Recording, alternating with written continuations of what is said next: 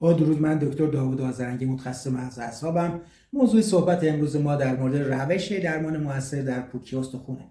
قبل از هر چیز ببینیم اصلا پوکی استخوان چرا به وجود میاد. پوکی استخوان بیشتر در افراد مسن که تحرک کمی دارند و در ضمن آنهایی که اختلال هورمونی دارند، مانند خانم‌هایی که یائسه شدند و یا آنهایی که از مواد غذایی که حاوی ویتامین ها و مواد معدنی لازم برای استخوان سازی باشه تغذیه نمی‌کنند به وجود میاد. پس نتیجه میگیریم که مواد غذایی خوب و ورزش و درمان اختلالات هورمونی شرط اصلی درمان پوکی استخوانه و در حقیقت این سه عامل آجر و ملات استخوان‌سازی محسوب میشه.